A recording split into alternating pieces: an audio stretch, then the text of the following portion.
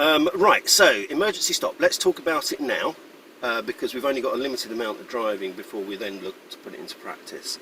So what do you think at the moment? If you were driving on your own after your driving test and something out of the ordinary happened and you had to bring the car to a stop very, very quickly, how would you do it? And then what would you do? Press the brake, then the clutch, and then check mirrors. Yeah, basically. Yeah, so let's go down into a little bit more detail.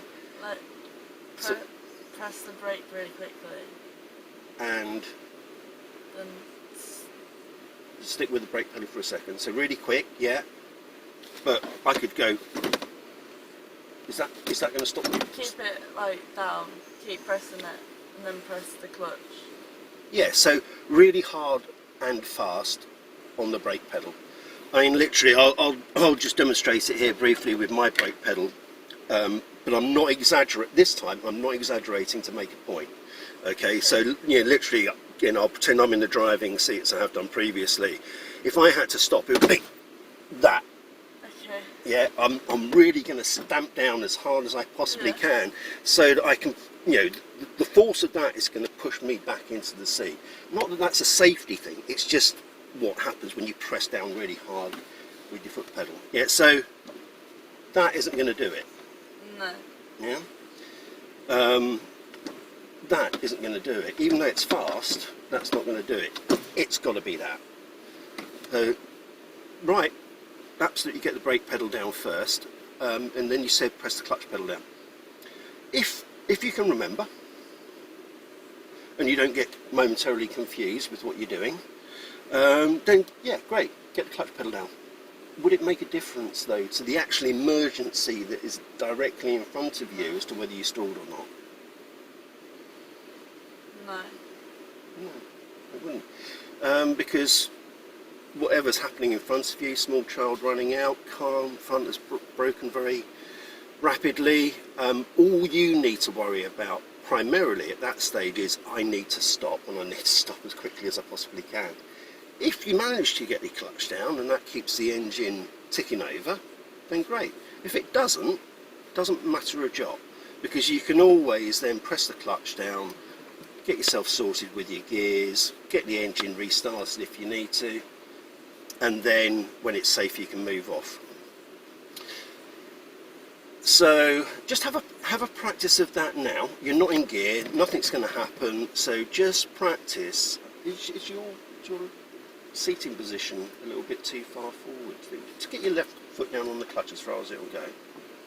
Yeah, I would say you're slightly too far forward there. Okay, the danger of having your knees up under the steering wheel is if in an emergency and you had to brake. If you do that to bring your right foot over, you bang the steering wheel and it'll just force your knee straight back down again. So you might miss the brake. Yeah? So that's why you want to have a little bit of clearance between your knees and this part of your legs and the steering wheel. So it gives you the ability to bring that right foot across quickly if you need to. Is that okay? Press it down again. I would say you could go back even a little bit further.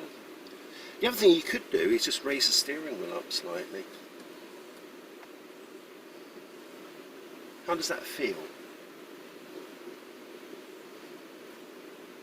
A bit far away. Okay, because we're all slightly different, and we have little preferences. So if you want to be a little bit further forward, then what I would do is lift the steering wheel up. So without moving your seat at the moment, under the steering column here is a little lever. So yeah, it's quite stiff. Right, now does the steering wheel pull up a little bit from there? Not much. It will drop down further, but it's up pretty much as high as it will go. So then lock it off again.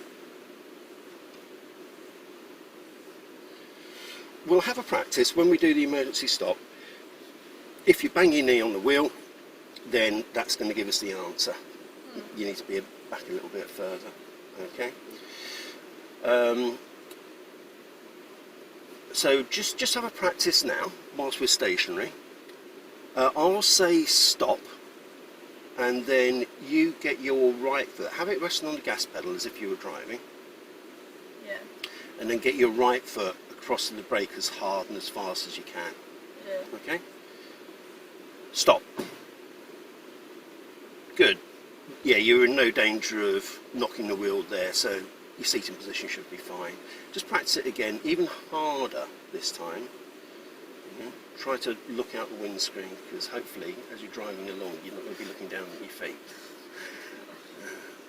Stop. Even harder. What I want to do, I want to see your shoulders sort of go back. So really, really stamp down on that brake as hard as you can. Stop. That's better. Yeah? What you'll find when we're actually doing it on the move, the front of the car will just dip down slightly. But that's okay, that's what we're looking for. Okay? Yeah. If you then remember to get your clutch down, we're going to come to a stop. Okay?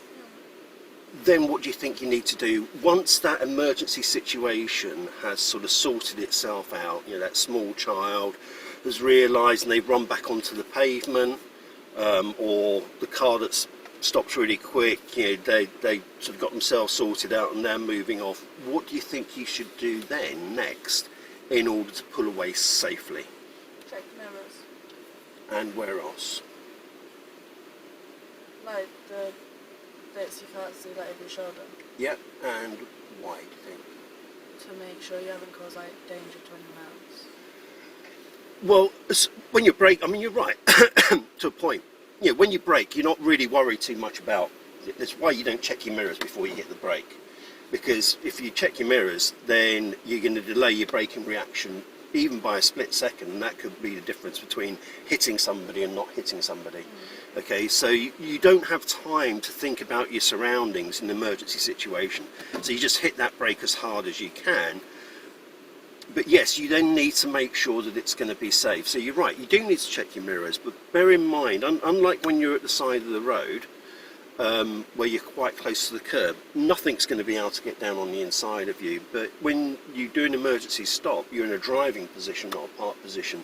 So you're going to have a gap on the left that a bike could get through, and you're going to have space on the right that either a car or a motorbike could come past, or even a cyclist. So you need to look over your left shoulder, and then you need to look over your right shoulder before you then move off. Yeah. Okay. And how do you think this thing might come into play in an emergency stop? Pull it up after. When? Once you've hit the brake. Once you come to a stop, or as you're stopping? As you stop. Once you come to a stop. Yeah, once you've come to a stop. The reason being is, and again, let's just sort of like paint a scenario in our head in real life. I'm driving along, small child runs out in front of me, I brake as hard as I possibly can, you know, I remember to get the clutch down as well, so the engine's still running. And then, because I'm so relieved, I go, and then somebody hits me from the back, and then that small child is still under the front of my car. Yeah. I'm glad you find that funny. No, in all seriousness, yeah, it's just a human reaction. Yeah, we just, and then we sort of take our mind off of what could be about to happen next. So yeah, brake, clutch, and then Yeah. don't do the nicey thing of pulling it in and pulling it up gently, because again, yeah, it's an emergency. We need to get everything secured as quickly as we can. So nice and hard. Then you can take your feet away from the pedals, unless you're going to move off again straight away. Yeah. So you know what the examiner's looking out for: hard, fast braking.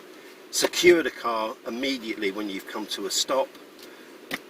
Get your clutch and your gears sorted out if you need to. Once you're sure it's okay to move away, in terms of anything in front of you, good check over your blind spots, and then if it's all okay, move off. If you don't think it's okay, and you're going to be sat there for a few moments, and maybe you can see there's a vehicle coming up from behind, but you can't drive on because maybe somebody's fallen in front of you, what would you do to warn the drivers behind? Yeah. Because they may not have been able to see that somebody's fallen in front of you. All they can see is you're stuck there, okay, and they might think, well, don't know what she's doing, so I'm just going to come round them. And then that kid gets off the floor and starts to run.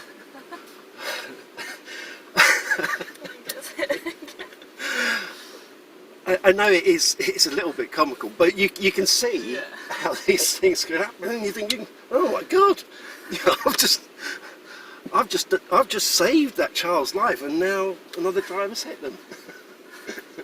So all of these things have to go through your head. Yeah. Right? So should we put that in practice? Yeah.